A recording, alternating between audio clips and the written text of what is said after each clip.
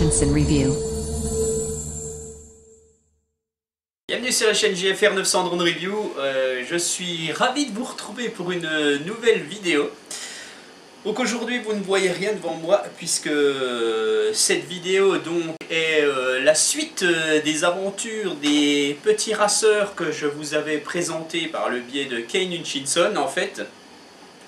Donc c'est lui qui va vous présenter ces deux petits raceurs aujourd'hui. Donc vous allez voir une vidéo de vol, il va vous parler en même temps de son petit atelier de raceur en fait. Donc c'est très bien, vous allez pouvoir faire un petit peu connaissance avec lui. Donc voilà, donc c'est la suite de la vidéo où je vous présentais ces drones. Et bien tout de suite, sans plus attendre, nous allons appeler Kane Hutchinson. Et Kane Hutchinson, c'est à toi. Merci JF.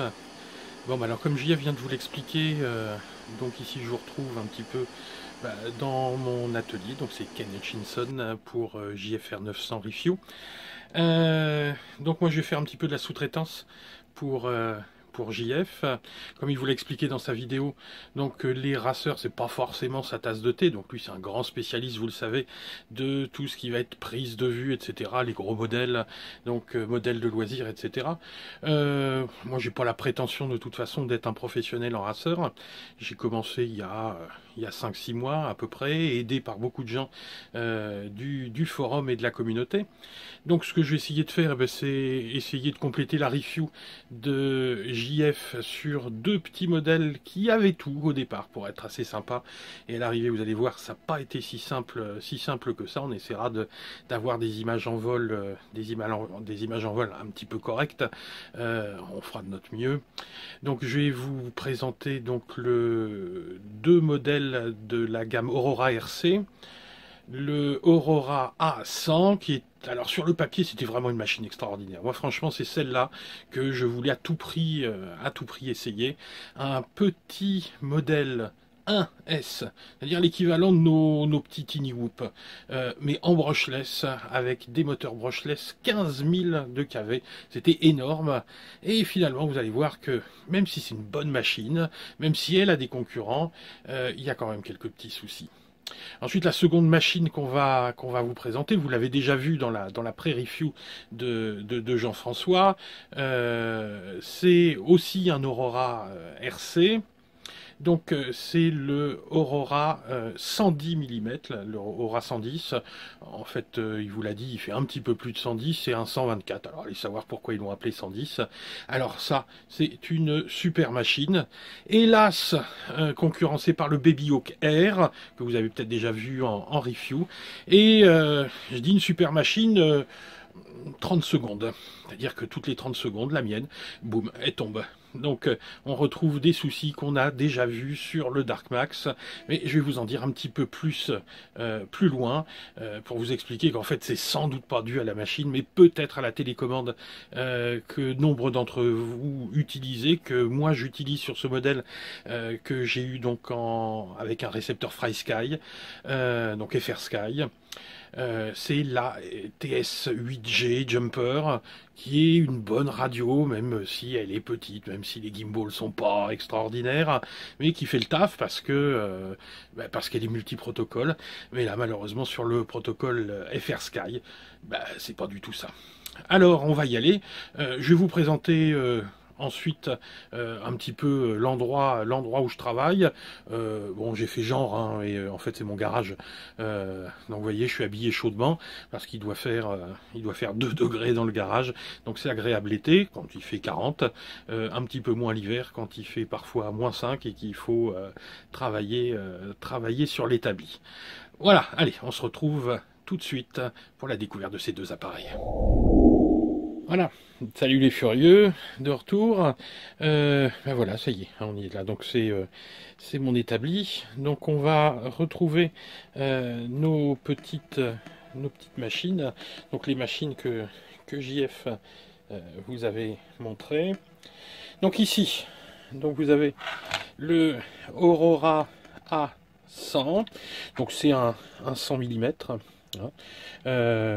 On prendra de toute façon comme référence aujourd'hui ce modèle-là, que vous connaissez peut-être, qui est le Fly Egg 130, pour se rendre compte un petit peu de la taille de l'appareil. Donc si on met le petit 100 mm à côté, vous voyez, il est légèrement, enfin très légèrement plus petit. Enfin, c'est pas du tout le même modèle. D'ailleurs, les prétentions, vous le verrez, sont pas non plus du tout les mêmes. Donc ça, c'est le premier. Donc Aurora RC A100, commercialisé chez Gearbest dans les 80 €, je crois, hein, de mémoire. Le second, alors le second intéressant, donc c'est déjà, donc voilà, hein, si on compare les tailles, on a des appareils qui sont ici assez semblables au niveau de la taille. Donc ici on a le 130, ici, alors même s'il est commercialisé sous le nom de Aurora 110, on a un appareil qui fait 124 d'Anthrax ici. Alors je reviendrai pas sur les données techniques de ces appareils parce que vous remontez sur la vidéo de pré-review de Jean-François, vous trouverez toutes les informations que je lui avais données sur le papier. Mais bon, ça c'est des choses qu'on trouve assez facilement. Regardez bien quand vous achetez des appareils les données techniques constructeurs, les données qui sont données par Gearbest, données par Banggood, vous avez tout le détail. Vous ne faites pas avoir pour le bon choix des batteries. Ici, c'est pas simple du tout. Alors, on va commencer par notre petit Aurora A100. Alors, l'Aurora A100, c'est vraiment un appareil assez rigolo. C'est vraiment un tout petit. C'est du 1S. On le verra en vol, ça vole pas mal. Il y a eu quelques petits soucis de réglage. Mais à quoi étaient dus ces soucis de réglage? Tout simplement aux alarmes batterie. On a un appareil avec 4 petits moteurs. Je ne sais pas si on les voit bien. 4 petits moteurs ici, Sunny Sky, qui font 15 000 de kV. Donc c'est vraiment des petites merveilles. Et allez comprendre pourquoi. Sur des petites merveilles comme ça, qu'est-ce qu'ils nous mettent? Ils nous mettent des hélices de DM02, c'est-à-dire de petits modèles qui ont 2-3 ans. Alors des hélices qui sont vraiment pas développées pour ces petits moteurs. Les hélices sont très très décevantes et on n'a malheureusement rien, parce que vous voyez c'est enchâssé sur l'axe. On n'a rien pour améliorer la qualité de ces hélices, d'autant que celles qui sont fournies sont plutôt solides. J'ai fait des tests avec d'autres hélices, le moindre choc, les hélices dégagées, alors que celle-là était particulièrement résistante. D'ailleurs, en parlant de la résistance de cet appareil, donc ça doit être du carbone 2 mm, juste une petite mésaventure que je peux vous conter. Lors du premier vol en FPV, l'appareil c'est tout simplement, je l'ai craché, j'étais en vol accro, je l'ai craché pas loin de moi, j'entendais le bip bip, je me suis avancé pour essayer de le retrouver, et au premier pas j'ai senti une résistance sous mon pied, j'ai tout simplement marché sur l'appareil, et vous voyez, il est encore vivant. Vous l'avez vu tout à l'heure, j'ai fait un certain poids, on va dire.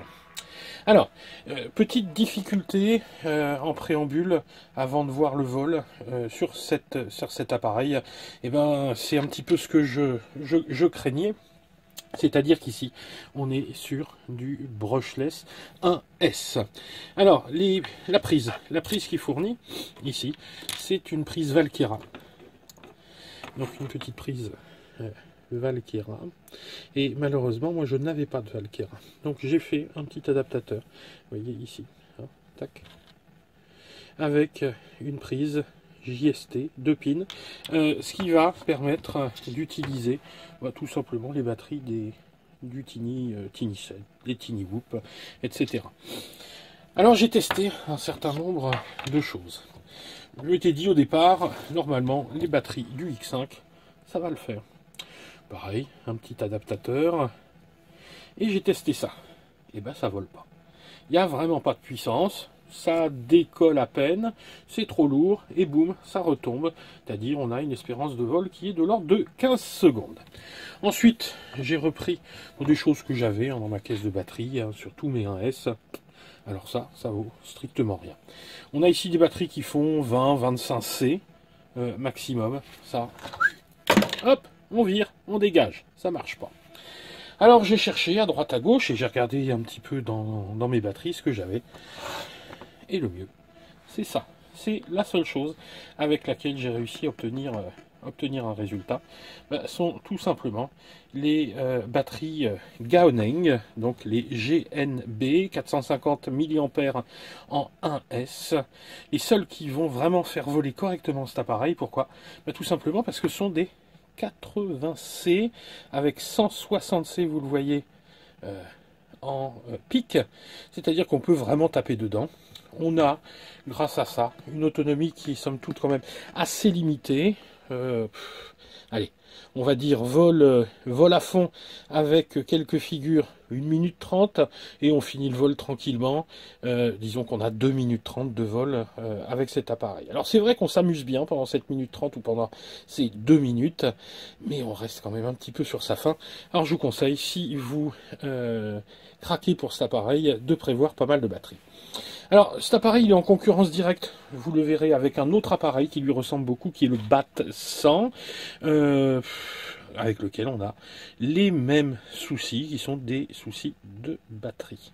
Donc, voilà pour le A100.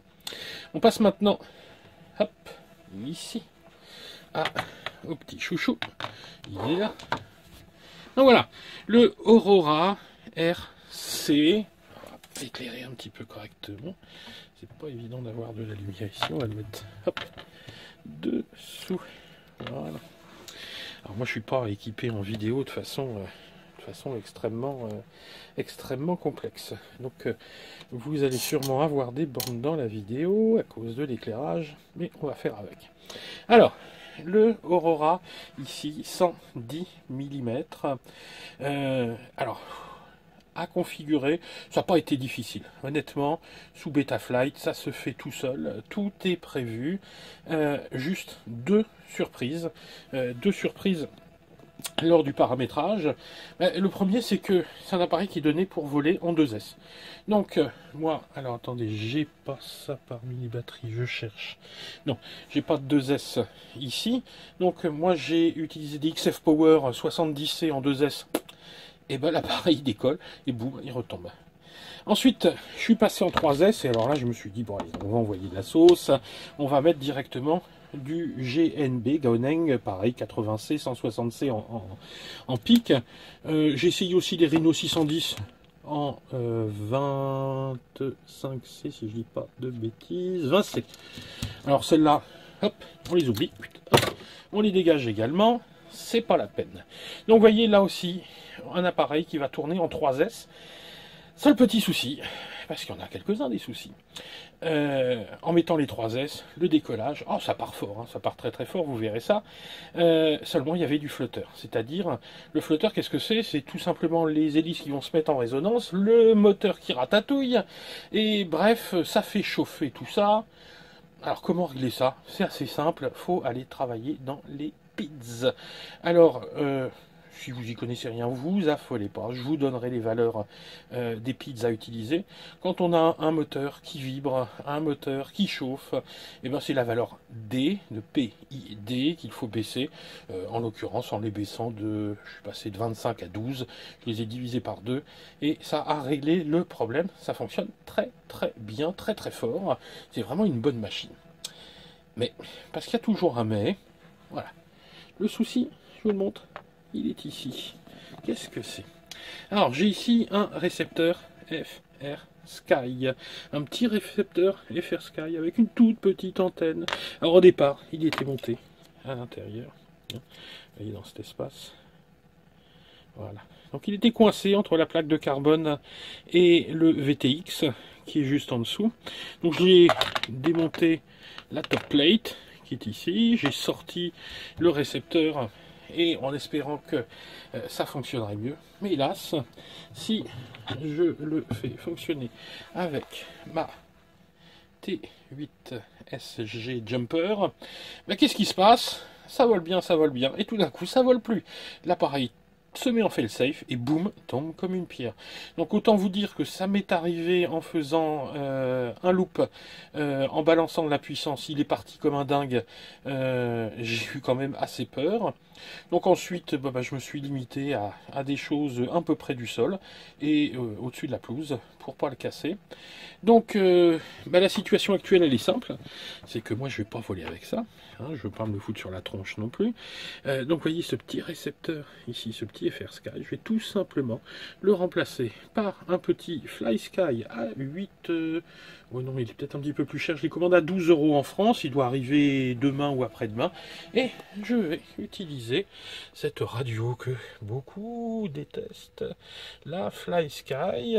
Alors pour ceux qui suivaient direct drone expression, pas direct expression, drone expression cet été, vous reconnaissez ma Fly Sky version American.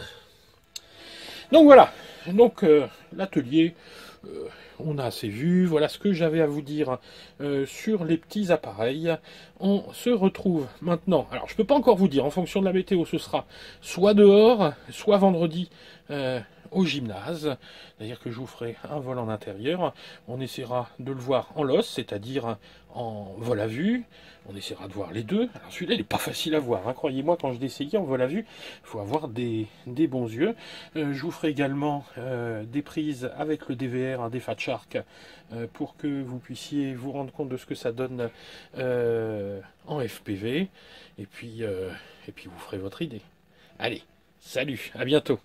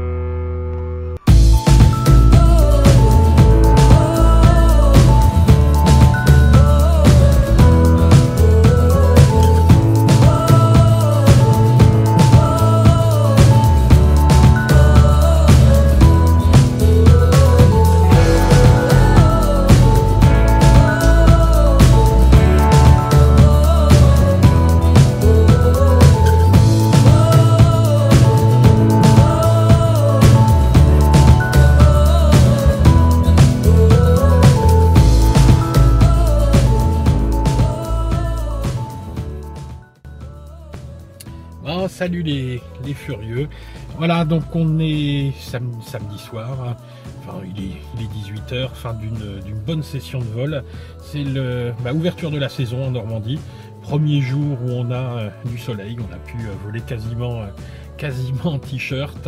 Le vol cet après-midi de l'Aurora 110 c'est vraiment très bien passé. Ce matin j'ai donc effectué le changement du récepteur FR Sky contre un FS A8S Fly Sky et ça fonctionne, il n'y a vraiment aucun souci.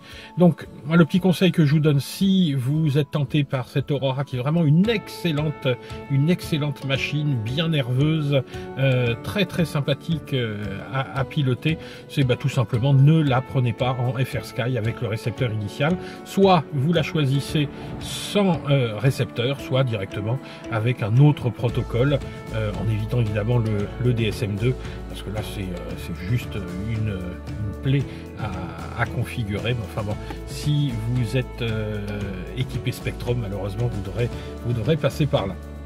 Donc voilà pour la review, j'espère que ça vous a plu.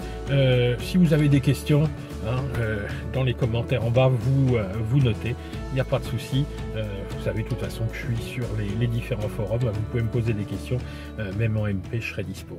Allez, salut les gars, à bientôt.